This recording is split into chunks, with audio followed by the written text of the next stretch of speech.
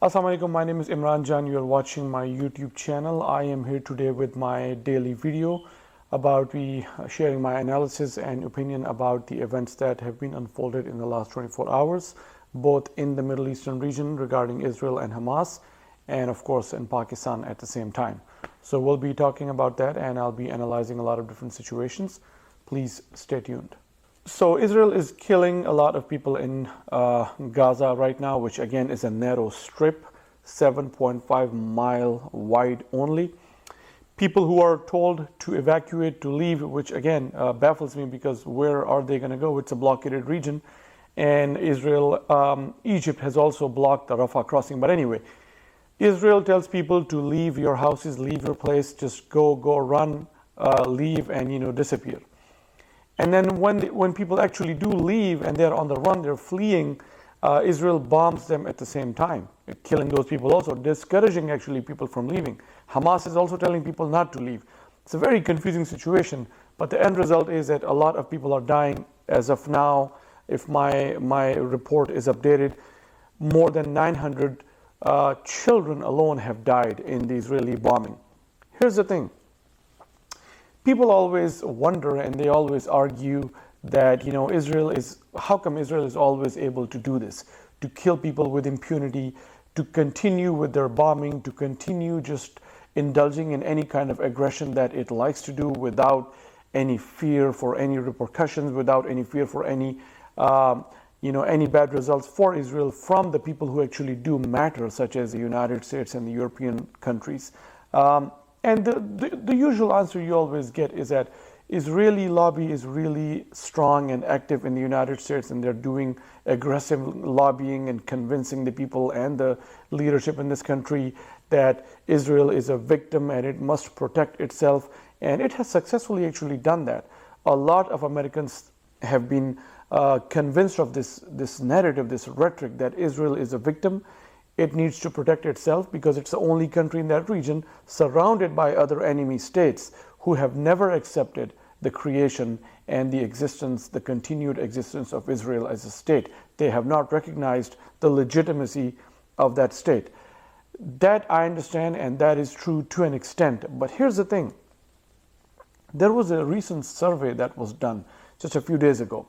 I'm forgetting the name of the organization that did the survey, but the NPR and major news outlets in this country reported that.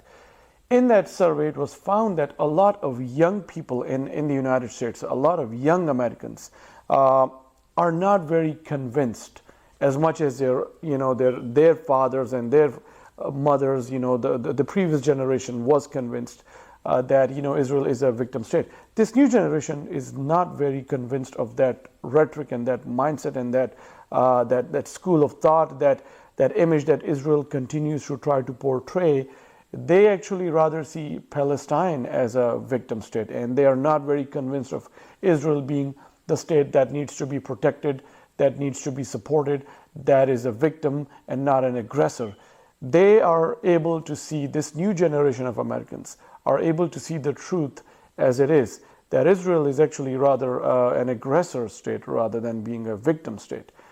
And so when you look at that reality, when you look at the finding of that survey, which was a very credible survey, by the way, you begin to question and wonder if the lobbying is not able to do their job, if the lobbying in this country, the Israeli lobby such as the IPAC and J Street and many others, are not actually convincing people of this victimhood, this victim image of Israel, then how come Israel is still continuing with all these actions? All kinds of different opinions you will hear, but here's my opinion about that. And in order to explain my opinion, I want to explain this process, this psychology-related process and marketing-related process called subliminal perception. Look it up and you will understand what it is, but I'm going to give you a little bit of detail about that. Subliminal perception is to convince someone of something without saying much about it, but indirectly and slowly and gradually repeating or showing certain things to instill into the minds of the audience a certain image and a certain fact and a certain reality. which may be even an imagined reality. So let me give you that example, that story of what happened back in 1957. Now, a marketing researcher named James Vicari, he was a marketing researcher. What he did was that when people would go to the cinemas, to the movies, and they would be watching movies, for a very quick second, microsecond, a Coca-Cola picture would be displayed and popcorns would be displayed. And it would say, drink Coca-Cola and eat popcorns. When people after the movies were asked about if they remembered seeing such an ad, it would be for such a quick time and like literally for like a micro blimp. People did not remember seeing something like that. But in their minds, this image was cultivated. This idea was cultivated that if they want to go to the movies and they want to enjoy the movies, they must buy popcorns and drink Coca-Cola. And the sales of Coca-Cola and popcorns went up. They went significantly high because of those little ads that James Vicari was able to manipulate. That is called subliminal perception. What in my humble view, what Israel is doing is exactly that. It has shifted from creating the victim image in the minds of the young Americans to this image of that Israel is a country that does what it does, whatever it wants, whenever it wants, and that there's no stopping it. And look at the American leadership, even they're not stopping it. Look at the American media, they're not much critical of it. And so this is how things are, this is how things stand, this is a new reality in the global politics to deal with, to live with, and we have to just accept it. That, I think, is what is going on. Because even though people are not agreeing with whatever actions the Israelis are committing, whatever war crimes Israel is committing, when this gets repeated over and over again, that Israel is going to do whatever it's going to do, and they're not afraid because they know that nothing will happen. The United Nations will be vetoed. Whatever resolution is there in the United Nations against the Israelis, the US is going to veto them. China cannot do anything. Russia cannot do anything. They will just merely pay lip service to whatever bad things are happening in the region. This image, this idea gets reinforced into the minds of the people, especially the young Americans, who are the people who, by the way, matter to the Israelis. And so that is the new normal in global politics that they will have to deal with. So just like the fossil fuel industry back in the 70s and 80s shifted from climate denial to creating doubt and dividing people and creating diversions about this whole idea because they couldn't deny it anymore. Climate change was quite real, and it was stupid to continue to just deny it, because the first phase was that they were actually denying it. Anyway, now Israel has shifted from just like that, just like the fossil fuel industry shifted from denial to other tactics. They're now shifting from victim to Israel is just going to do what it's going to do, and there's nothing anyone can do about it. There's nothing anyone ever does about it. So, even the Muslim states are not doing anything. So why are you even expecting other countries to do anything about it? So that idea gets reinforced, and that is something that may be the new strategy of Israel in order to deal with all of this, to continue to commit atrocities and indulge in war crimes with impunity. That's what's probably going on. The United States Secretary of State Antony Blinken went around the region, the Middle Eastern region, and met with a lot of different leaders of different countries, all the stakeholders that are involved in whatever might come out of this war and these atrocities happening. Here's a few interesting things that he said that I want to analyze for the people. He repeatedly said that Israel has a right to self-defense, as if we already do not know that. How many times do we have to hear this? How many people would have to die for Israel to finally be satisfied? But anyway, he continues to say Israel has a right of self-defense, okay? And then here are two interesting things. He told Egypt to open the Rafah crossing, that's an entrance into Egypt from the Gaza Strip. And Egypt controls that because that Rafah crossing goes inside Egypt. That's the entry, that's the doorway into Egypt.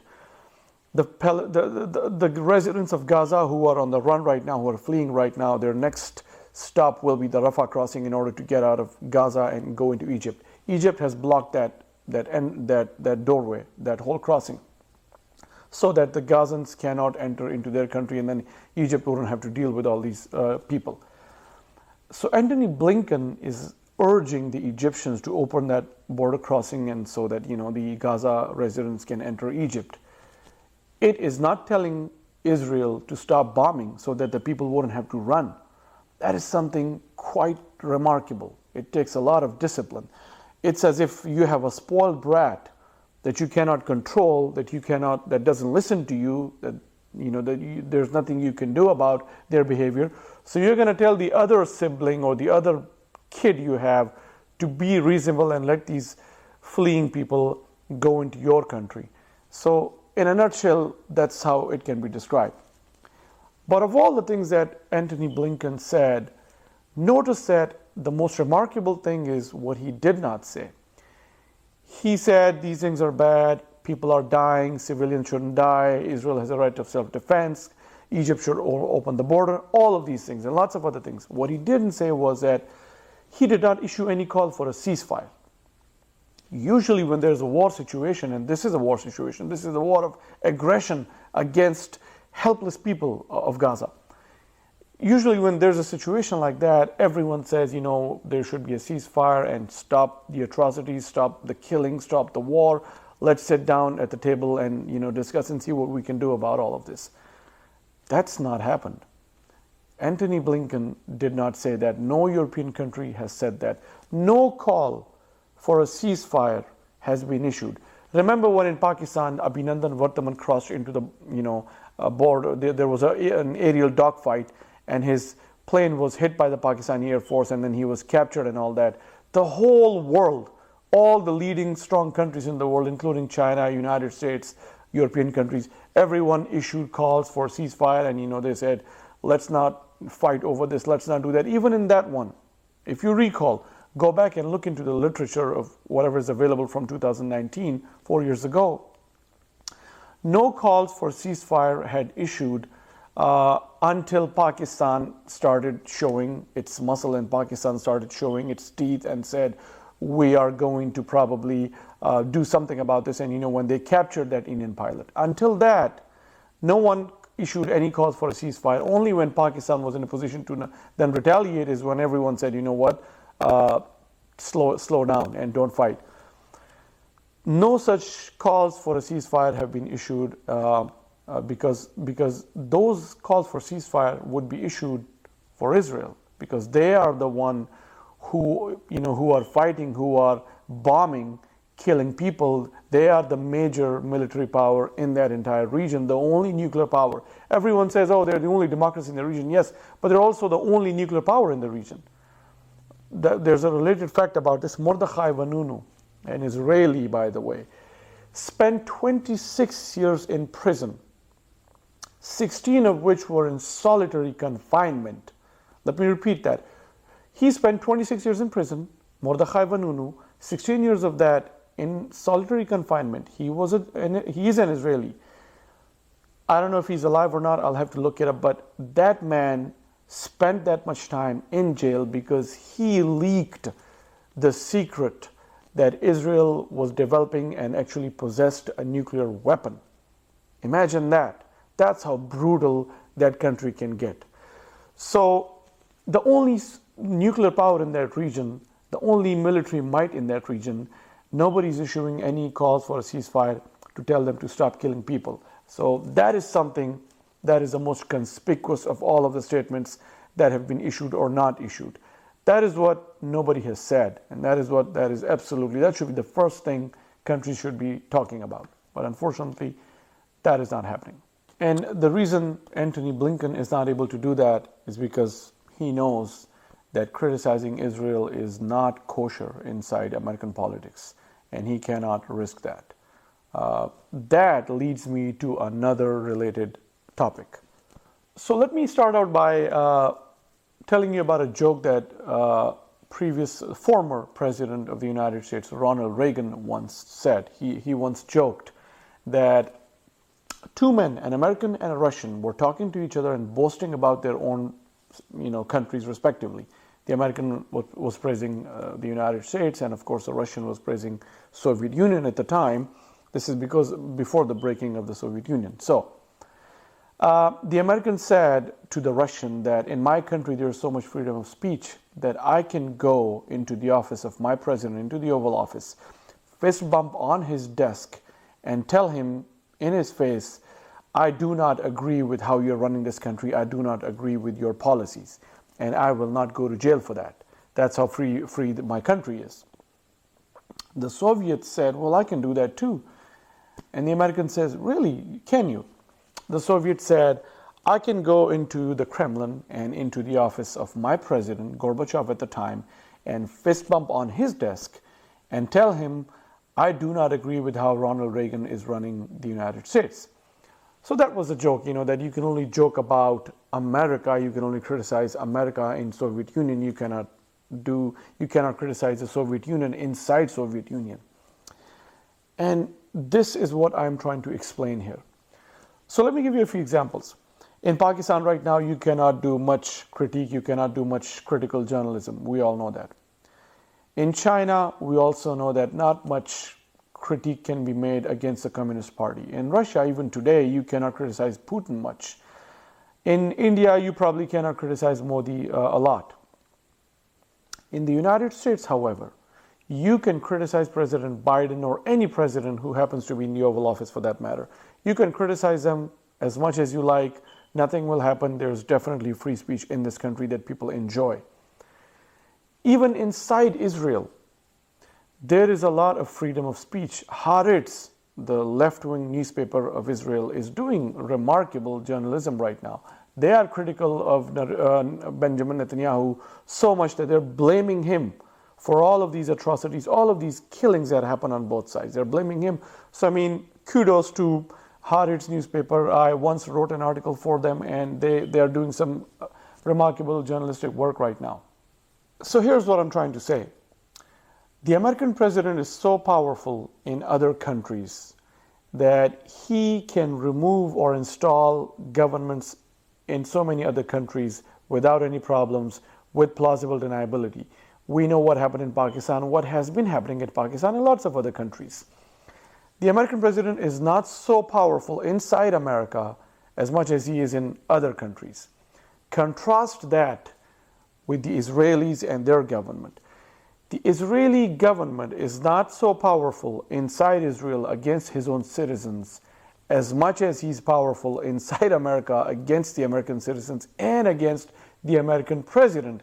Perhaps Israel is the only country in the world which can play an outside role in shaping the American politics and affecting the American politics and affecting the American electoral politics and who will or will not be elected to the highest office in the United States. It may be too much to argue that, but we know that it's not untrue.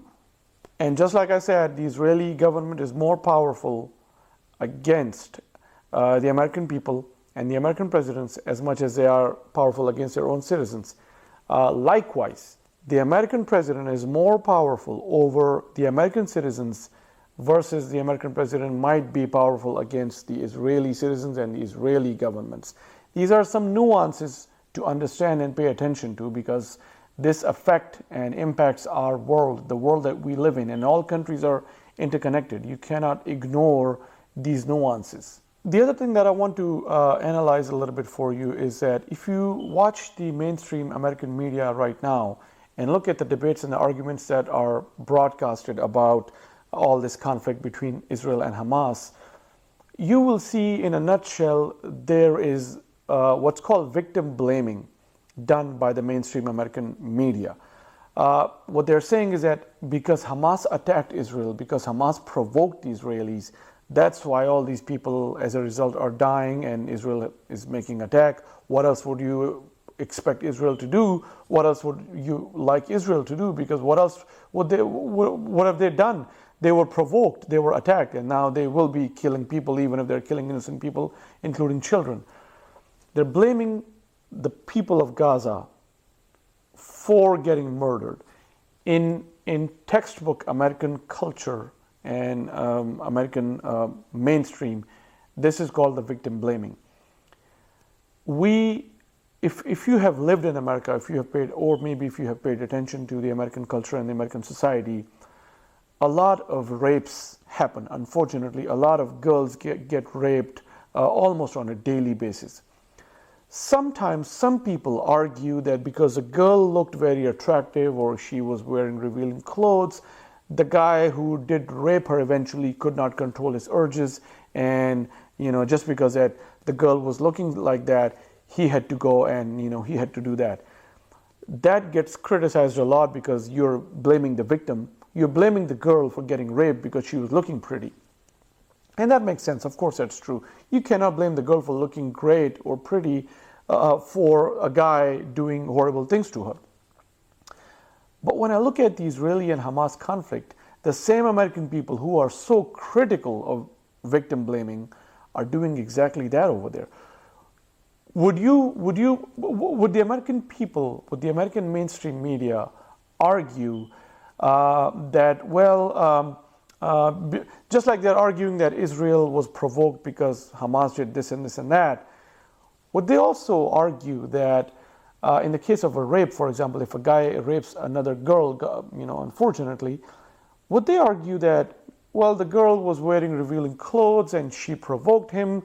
What else would that guy have done other than answering his urges, his wild urges? You cannot blame him for going and raping the girl when she was wearing revealing clothes and she was looking so pretty and attractive. He had to go and do that. It's the same argument that the American mainstream media makes for Israel against the people of Gaza and against Hamas. Why not make it against that in that situation for a guy who rapes a girl? It's the same standard. It's the same victim blaming that you criticize when it happens domestically, against a girl that gets raped. Why would you use the same argument then in that case? So that is something to pay attention to. That is something to call their bullshit about for the people. So, one thing that I do want to talk about also is the fact that all this, the Hamas attack, Israeli actions, that all the violent history that has been there in that region, this is a story of blowback, and that is how it should be told. Look at the history of Al-Qaeda, look at the history of ISIS, and I'm going to go into the slight details of each of these one by one, and then I'll get to Hamas. Al-Qaeda was created with the approval and support of the United States back in the 80s, early 80s in Afghanistan. Dr. Abdullah Azzam created Al-Qaeda. He created it for the education of Muslims. The name of that organization at the time was Al-Qaeda al-Sulba. Then bin Laden killed Dr. Abdullah Azzam in Peshawar, by the way, where much of my adult life was spent in Pakistan. And then he renamed it to Al-Qaeda and gave it a completely jihadist outlook. Bin Laden at the time was hailed as a hero in the Western media, primarily in the American media. A group of Mujahideen fighters, fierce-looking men with beard and shalwar kameez wearing people, and turbans also, were invited by Ronald Reagan at the time in the 80s to the Oval Office. And there's a meeting that happened there, and there are pictures online, you can Google them. Ronald Reagan called those men, equated those men with the founding fathers of the United States. I always wonder when I look at that picture, which one of them is Quincy Adams, which one of them is Thomas Jefferson. Look at that picture, Google that picture, and you'll understand. If I get a chance, I probably will display that picture for you so you can see. So the point that I'm making is Al-Qaeda was created again with the blessing of the United States. If you look at the reasons and if you look at the history of what groups America supported at the time back then during the 70s and 80s around the world, not just in Afghanistan and Pakistan, but everywhere, you will see that jihadist groups everywhere were supported against communist strongmen in lots of different countries. Every country that had a left wing or a communist leader who was a strongman, shock troops in the form of jihadists were supported by the United States so that those strongmen, those communist strongmen, could be brought down and weakened. That's exactly what happened. Actually, there's a I was once in Houston. I once went to a talk by former CIA chief and NSA chief also, Michael Hayden.